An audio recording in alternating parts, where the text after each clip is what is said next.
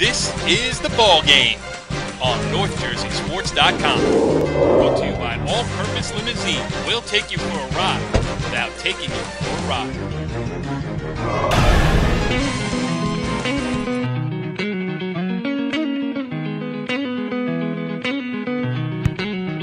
Back on the Ballgame, NorthJerseySports.com's original multimedia series talking all things North Jersey sports. This is our Bergen County girls basketball round of 16 tournament rewind. I am Corey Doviak, being joined by now the usual cast of characters, Tenafly head coach Jeff Kohler. Jeff, what's going on? How are you? Thanks for letting me be here again. Well, we love to have you, that's for sure. You picked the upset of the week as you took Ramapo to win as the number 12 seed over number 5 Ridgefield Park, so you have earned your place on the panel, pal. Very excited about that, and I have the score when they play Northern Highlands on Saturday also. Predictions will come later. Another guy very happy about the prediction you made last week is our other co-host, Mark Aug, the assistant of the Ramapo girls basketball team. What's going on, Aug? Hey, Cor, welcome back. Thank you for welcoming me back to my own show. I welcome you back to the own show, yeah. I'm glad to be back, and honestly, I got a lot of love out there for Tenafly. Picking up the win. Thanks a lot. No problem.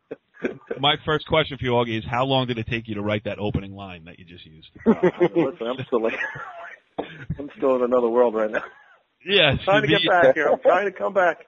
The victory celebration must have been a sight to behold. Oh, my God. Yesterday after that. And we welcome back, of course, Paramus head coach Scotty Papetti, who was on site for 4 games down at Ridgefield Park High School on Saturday. What's up, Scotty P? How you guys doing? Everything's good. The girls basketball tournament here chugging along. We're moving into the quarterfinals this week, and some interesting goings on. We're going to have Sandy Gordon, the Ramapo head girls basketball coach.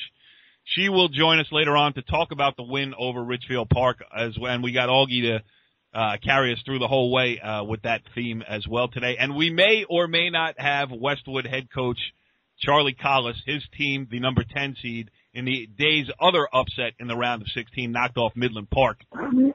We will effort to get him on the phone. It is a dicey proposition at this point. He is predisposed with some other matters, and if we can get him, we will. But before then, let's talk about some things here. The quarterfinals coming up, and the matchups are great. Number 1, IHA will play number 8, Saddle River Day. Saddle River Day won yesterday to reach the quarterfinals for the first time in school history. They have Izzy McMahon, the point guard, who started her high school career at IHA, was a freshman on the team, hit a big shot when they won the Bergen County Championship, and now, fast forward to 4 years later, she will be playing IHA in the round of 8. Scotty, does Saddle River Day have a shot?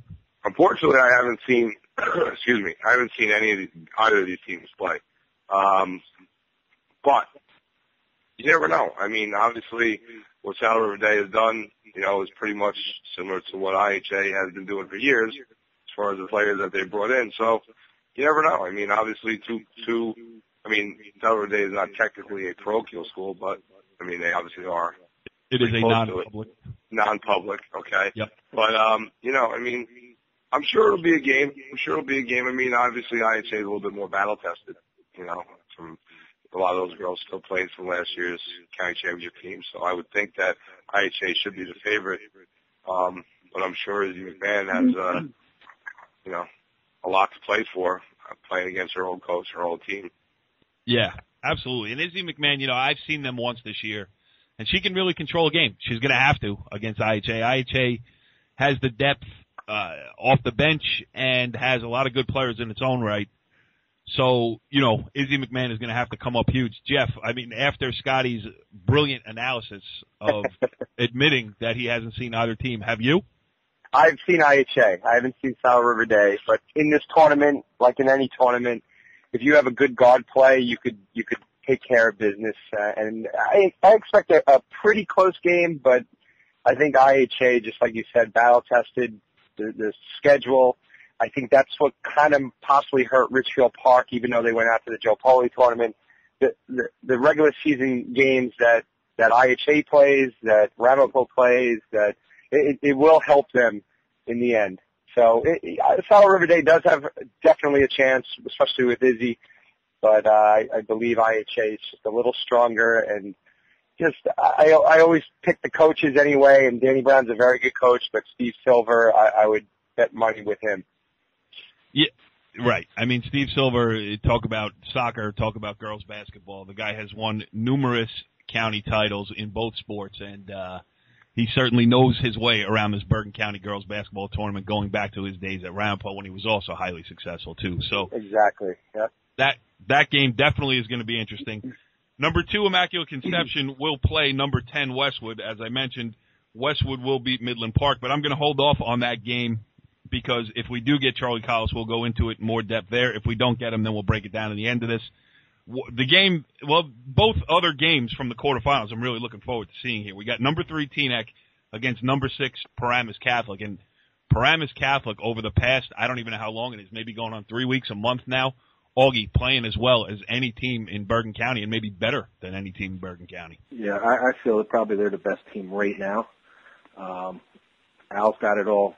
Coach Wolf has it all going together quite well. Honestly, I haven't seen neither Teaneck or Paramus Catholic, though. Well, that's why people tune into NorthJerseySports.com podcast. I mean, it's analysis that you can't get anywhere else. Yeah. Reading the paper and in years past, Al seems to have them all working together, which is he's doing a good job. Well, I have seen Paramus Catholic, and I think that this year, more than any other, there is discipline on the offensive end. They have always played tremendous hustling, trapping defense. They've usually been good on the boards. This year, those two things are still intact, but they have an advantage against most teams in the post. And Al really does have them, looking for post players. They do post, ball will come back out, they'll repost. They're really concentrating on getting the ball into the post to do a lot of damage. The interesting thing about that now is when you talk about the post, you got to talk about Kayla Gibbs from Teaneck, and Scotty, she might be the best interior player in all of, North Jersey, if not Bergen County or whatever. But, Kayla Gibbs, you can ride her to a victory here. Absolutely. I mean, she is what is going to make them click. And if they have a chance to win anything moving forward, it all comes down to her. When you take her off the court, they're a completely different team. It's not even close. So, it's going to be interesting. Obviously, they played a couple weeks ago, and Paramus Catholic took it to them a little bit, because they got so much size. So obviously, if you can shut Gibbs down or maybe get her in foul trouble, if I could see it maybe being a lot of the same, that happened a couple weeks ago. Yeah. Yeah, because, Paramus Catholic can rotate multiple bodies. They have 15 fouls inside, whereas Teaneck might just have 5, and if Gibbs gets in foul trouble, Jeff, that could spell big trouble. Yeah, that's what we try when we play them, get her in foul trouble. If she comes off the court, they're a very good team. They're not excellent. But, that's what we did a triangle and 2 on her, and it's still hard. We don't have the strength underneath to keep her out, but she's a solid player. I mean, just amazing, and so trying to keep her off the boards is going to be hard. I mean, she could just back them in, but Paramus Catholic, I think even last year to this year, when you look back and maybe 3-4 years down the road, they're going to have anywhere from 3 to 5, maybe Division 1, 2 players. So they have a lot of talent, a lot of depth. And like you said, 15 fouls to 5, that's gonna be really the big difference. If she could stay off, out of foul trouble and be able to stay in the game, and if Sinead could give her a little rest, maybe. But it's something that will be the key of the game. Keep her out of foul trouble and keep her in the game and keep trapping. And I know probably Coach Clark is scouted, he played them, scouted them, and it'll be interesting. It'll be definitely a big game of the weekend. Next weekend. Yeah. I just want to make a point, like what Sandy was saying earlier, is about the fact that, like what Ramapo did with Haynes, it's kind of take away her legs. I mean, Gibbs is only one player. I mean, just wearing on her, beating on her for a full game. If she loses her legs, that's obviously going to be a big factor. Yeah. She can only do so much as one player. That's a great point, Scotty, but I would just like to correct one thing. You're pulling the curtain back from the Wizard. It's what Sandy will say later when we have her on the show. Correct? That's right. Scotty, you're so good. Scotty, you just made me feel good. My foresight into the future. Yeah, really. I wonder if Sandy will talk about just that type of thing when we have her on later in the show.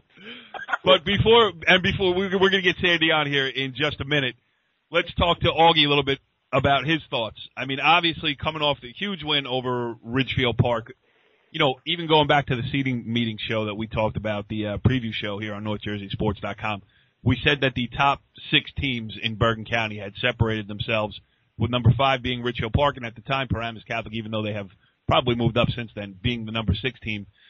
And we asked if any team in the county was able to crack that. You guys have done it, so that has to be a good feeling for the Green Raiders. Oh, it's a good feeling. We're a young team, and something that, you know, goals you set earlier in the year is to get to the college. Our goals, maybe not as high as that, but, you know, with every kid who's accepting their role now, which is big, because a lot of times, you know, it's difficult for older upperclassmen, I should say, to accept the role because of an underclassman come along. And I think with our team accepting those roles, we've become a much better team. Yeah, and also just the experience of playing varsity basketball over the last 2 months has helped you as well. I mean, so young coming into this season, and, you know, I hate that cliche of now the freshmen or sophomores and blah, blah, blah, but you can't know what to expect from varsity basketball until you play varsity basketball. Exactly, and honestly, you have to live with sometimes, like, you get frustrated when you see something happen with the underclassmen, but you got to live with that, and that's the only way they're going to get better is to learn, you know, from playing at the varsity level. Yeah. All right. Well, at this point, we have not yet heard from Charlie Collis, the Westwood head coach. I am assuming that we may have to move on without him. So before we get to Sandy Gordon, Jeff, let's talk a little bit about the Westwood Immaculate Conception matchup. I mean, Westwood, Midland Park was undefeated. We talked about it on the selection show. They got the number 7 seed. They probably deserved it because who else were you going to put there? But it proved the Westwood's ability to beat them in the round of 16 kind of showed a little bit where Midland Park is as a team, and maybe Westwood better than people thought. Yeah, Westwood's a solid program. Charlie, like I said last week, does a solid job. I was fortunate to coach with him, so it was nice, you know, knowing him, and he helped my program immensely. And so his thing, and I know talking to him, his best player, or one of his best players, is out for the year. So what he did Saturday was even that much more impressive. But you know, Immaculate Conception's a very good program. You know, Jeff's done a good job there, but you know, this is when upsets happen, and if Westwood can control the ball, they definitely have a shot. I forgot who Indian Hills played them on Saturday. Yeah, and they were right there, and Julie did a great job of keeping the team close to the fourth quarter, and I believe they had a shot at it.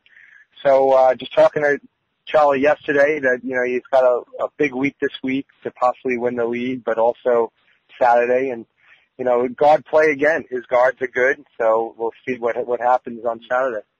Do you have to keep rubbing it in about the fact that you've talked to him and we can't? Yeah, you know, he only talks to me, but, you know, well, I'll be his translator. You know, I'll let you guys know what he means and what he says. All right, so why don't you do your best Charlie Collis impression? Well, let's welcome in now Westwood head coach Charlie Collis. Wow, I brought this team from nothing to number 1. All right, well, let's move on to the one coach that we know we can get on the line. Let's welcome in Ramapo head coach Sandy Gordon, head coach of the number 12 Green Raiders that knocked off number 5 Ridgefield Park. Sandy, thanks for joining us here once again. No problem, Corey. Thanks for having me. Would you go out on a limb and say that now appearing on this show is a good luck charm? I guess you could say that, seeing I was on your show the other day after the seating meeting, and then we won our first game, and now I'm on again. So I guess that's a good thing. Yes, and Augie here to ease the transition for you. Augie, Sandy, let me ask you a question first. I mean, Jeff Kohler did call the upset, Ramapo, to beat Ridgefield Park in the round of 16. Obviously, that's easier said than done. What was the key yesterday? 54-33 victory.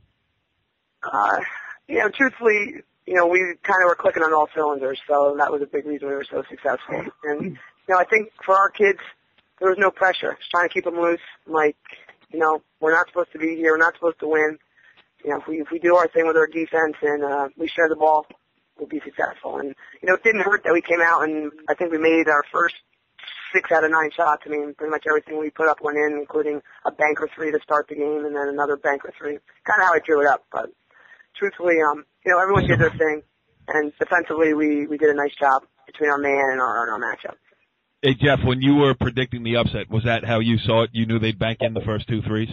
Exactly. Well, they didn't miss against us still. They're still shooting. So Ramapo's got, like what she said in the paper, Coach Stearns, about there's no real superstar. There's 5, 6, 7 girls that could score any given night. And it's a nice antidote to win. Absolutely. And Scotty, you were there, right? You were in attendance? Yes, I was. What did you see? Let's get an outsider's perspective. The outsider's perspective. Well, I saw, like Sandy said, they were clicking on all cylinders. They hit some big shots early, took a nice lead on them in Ridgefield Park. Kind of made a run early in the third, but then after that, I mean, they just didn't have enough. They just didn't have enough firepower to match them. I mean, because everyone on Ramapo really stepped up, and it was all different girls were knocking out open shots. I mean, 2 big girls were playing great, so they really did a good job limiting Haynes' touches inside too. Yeah, I mean, Sandy, obviously that was the key going into the game, is trying to limit Haynes, who, if not the best player, is certainly in the top 1, 2, or 3 best players in Bergen County, and he did a great job against her yesterday. A lot of that, I'm sure, by design, but the kids still had to go out and execute it. So just talk about how that worked for you. Right, and that's what we said. We knew between, Haynes, we knew she'd been banged up a little bit and hadn't played, so we were hoping to wear her down. And between her and, Revito, we knew those two kind of, carry them, and if someone else was if they were going to beat us, somebody else was going to have to do it. So knew she was going to get her points. We had to make her work for them, and we think we did wear her down a little bit. Towards the end, I don't think she had much in her legs, on some of her shots. So our bigs did a good job, and again, between mixing up with the man and our zone, I think we did a pretty good job, and we controlled the boards, which was, I think, a big key also. Augie, now that takes care of the on-the-court aspect of the game. Why don't you give us a little insight into the after party? There was no after party, Corey. What are you talking about? We don't celebrate a win. Were you home tucked in by 10 o'clock? Absolutely. All right, so just got home a little while ago. Yeah, I meant 10 a.m. So a huge win, obviously, for Ramapo. And Augie, I think what you said is only half in jest, because you guys have won this thing, twice in the very recent past. 16-3 over the last 5 years going into this year's tournament. And what comes next, you're the 12 seed. You take Ridgefield Park spot. You got Northern Highlands next, Sandy. You play them on Thursday in the league. You play them next weekend in the county tournament. Talk about the Highlanders for the 4,000th time in our relationship. It's obviously they're in our league. It's a battle. Certainly our kids are excited that we're moving on. Again, we got to play on Thursday. It's, again, for that game, we're playing for a piece of the league championship, so it's a huge game. And then, you got to turn around a couple days later and play them again for the chance to get to Ramapo College. So, again, we're excited for it, but honestly, like I told our kids, we can go and enjoy it. I'm sending the tape, and we got to focus on Tuesday first because we got to get Ridgewood, and that's our last game before the state cutoff. So that's big. And if we don't beat Ridgewood, our chances of trying to compete for the league is thrown out the window. So we got to take care of Ridgewood first. But again, we're excited, moving forward. Only big games left for you, really. That's the time of the year right now, and as a coach, and I know other coaches would agree that you want to try to be peaking at the right time. And I think for us, it's kind of all coming together a little bit, and we're playing our best basketball right now, and hopefully we can, stay healthy and keep it going. Jeff or Scotty, I don't want to monopolize this whole conversation. You guys have a question? I just want to ask, Coach, do you do anything different for Thursday's game that you would do different Saturdays? You want to give them a different look, or do you just play straight up like you've always been playing? That's actually a very good question. We're going to try to do what we can do to beat them. And, again, like I said, we're trying to play for a piece of the league there, at least be tied with them. So we're going to probably give them everything we got. I think they know us. We know them. We've played them so many times. I mean, I know we've only played them once this year, but our styles as far as what we both kind of run over the past couple of years, it doesn't really change. The personality's changed a little bit, but we're gonna probably mix it up, and I'm sure they're gonna do the same. So hopefully it'll be a pretty good battle. So you won't be treating Thursday like a preseason NFL game where you're trying to hide stuff, right? No, I mean we're gonna do what we got to do to get the W, and then we'll take care of moving forward and whatever adjustments we have to make, good or bad, for Sunday. Augie, is there anything you would like to ask the Ramapo head girls basketball coach? I'm good. I'm quiet. Hey, listen, it's an open forum. Ask her for a raise. Yeah, right. All he's going to have to do is job of getting the school plowed from the forecast that looks like it's coming in. We can't afford to have any snow days. We need to be able to get in the gym. Maybe we go to another school to practice then, because we'll probably won't be able to practice at our own place. How does Paramus look, Scotty? You got the keys to the gym over there? Yeah, right. All right, Scotty, you got another question for Sandy before we let her get on about her preparations, or are you good? Yeah, sure. No, Sandy, because obviously we played twice, and the first game, it's not really much of what we did, I don't think, as much as you guys are getting better now moving forward. What do you think has been the big difference in you guys scoring, and obviously the success that you guys have had recently from the beginning of the year? Well, I would think, again, because we were so young early, I think the kids, as a team collectively are getting more confident. We're sharing the ball. Kids off the bench are stepping up. So, like I told our kids yesterday before the game, we don't have any superstars, and you look at our box score, it could look ugly, 12, 6, 8, 4, 6. And that's, I think, why we've been successful. I mean, you can try to shut Kohler down, but, we do have other kids that are stepping up. And I think even, some of our young kids are getting more confidence. I think that's, really helped us, along with us playing solid D. Sandy Gordon, the head coach of the Ramapo Green Raiders, making her weekly appearance on the Ballgame, the Bergen County Girls Tournament wrap-up show here. And if you win on Saturday, guess what? You're back again next Monday.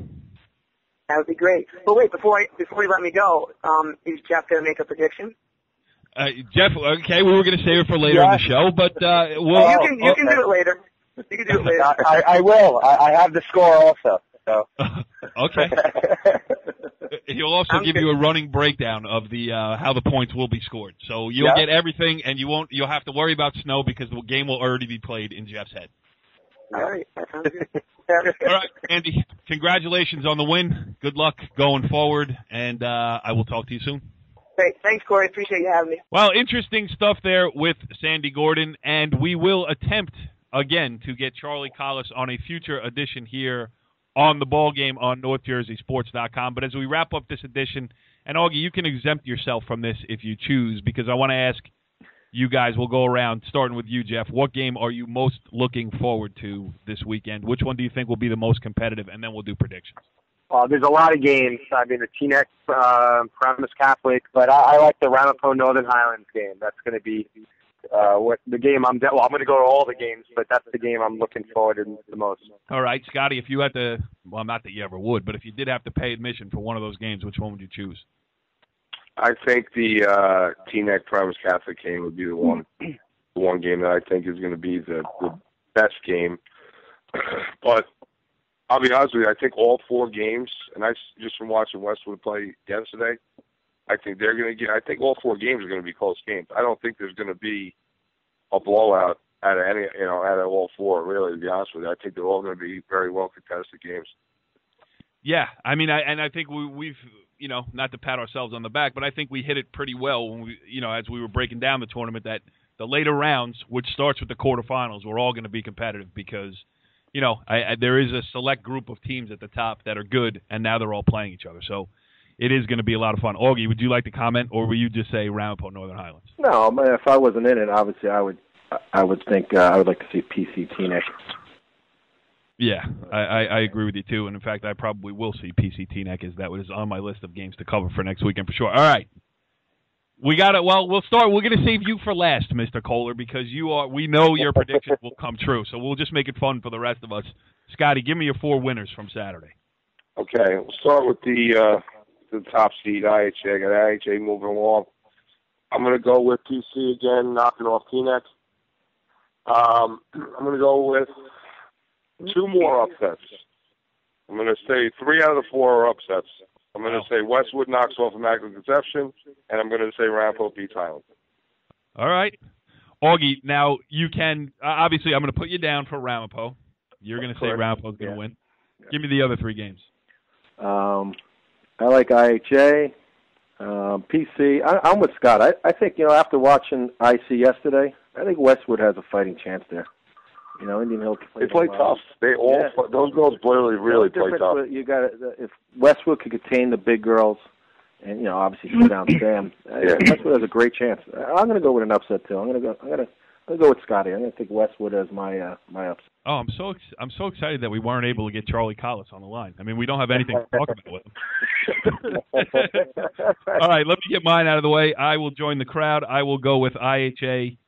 I am going to take Immaculate Conception. A, because Charlie Collis didn't pick up the phone, and B, because I think Immaculate Conception has been knocking on the door to get to this level of the elite level in Bergen County, and I think that Jeff Horonish has done a great job building the program, and I think this is the year that they take the step. I mean, Westwood, I know it's a mild upset when Westwood beat Midland Park, but, there is that euphoria that goes with it. I don't know when the last time they've been in the quarterfinals was, if ever. I mean, it's been a long time at least. And I think Immaculate Conception, and rightfully so, Westwood can say, hey, we made a great run, because being in the quarterfinals for them is a great run. I think Immaculate Conception is ready to take the next step. Teaneck, Paramus Catholic is a tough one for me to pick, because my thing in a county tournament game is you go with the best player on the floor. I think Gibbs is going to be the best player on the floor, but I think Paramus Catholic might have 2, 3, 4, and 5. So it's tough to pick, but I'm going to stick with my guns and go with number 3, Teaneck, as the winner there. And why would I take anybody else besides Ramapo to continue its upset run through the Bergen County tournament? Augie is kind enough to join me as a co-host. Sandy Gordon, kind enough to pick up the phone all the time when we need her on the show, and also to return a Waywood picture envelope with money in it for 4feetgraphics.com. So for me, it's Ramapo all the way. Okay, Mr. Kohler, give us how it's really going to happen. All right, IHA will win. That will happen. Then the Paramus Catholic Teaneck, I think it's Al's time. I think Coach Ross has too much talent, and they've learned in the past, to come out, they have to go up big or start strong against Teaneck, get Gibbs in foul trouble. And even though I think Gibbs is a hell of a player, I just don't know if she could carry them against Paramus Catholic. And Paramus Catholic did beat them, so they're going to have a little bit better scouting report on them. The Westwood IC game, I love to see Westwood. The first quarter is going to be really big. This is something that they're just inexperienced. They might have wide eyes. This is going to be a big arena, a lot of people there in Riverdale. It might be a little too much, but that first quarter, if they could stay close, and the closer they could keep into the fourth quarter, they do have a shot. So I do have Westwood beating IC, really close game. If they could keep the first quarter close, Westwood will pull the upset. And the Northern Highlands Ramapo game, I believe Ramapo will win. It will be 12-10 first quarter. All right, so they're up 2 points. Then it will be 8-13 second quarter, so it will be 20-23 Northern Highlands. Then in the third quarter, 11-9. It will be 31-31 going into the fourth quarter. And then it will be 12-10 the fourth quarter. Ramapo will win 43-41. Wow. And that will be the quarters, and that's what's going to happen. And again, Thursday when they play, I think Northern Highlands might win. But I think the coaching staff for Ramapo will put something together and will neutralize Dunbar, and they'll end up winning the game. Wow. I mean, listen, that is information you can only get here on NorthJerseySports.com. And, Jeff, if you could only mentally take pictures and write stories as well as you can predict these games, I could take next weekend off. Yeah, it'll be exciting. Great games. I'm really looking forward to Saturday. I mean, every one of those games could be nail-biter to the end. Free throws in all of them will be key in the fourth quarter. Absolutely. It's going to be fun, and we will talk all about it because we ain't done on the wrap-up shows of the Bergen County Girls Basketball Tournament. In fact, we're just getting started. We will be back again next week with to either congratulate ourselves or laugh at ourselves for our lack of knowledge. And I am going to steal Scotty's disclaimer of, I really haven't seen any of these teams. So, if I can ride why do we have him on? If I can ride that knowledge right to the end of this county tournament, I think we'll be doing all right. Follow the leader.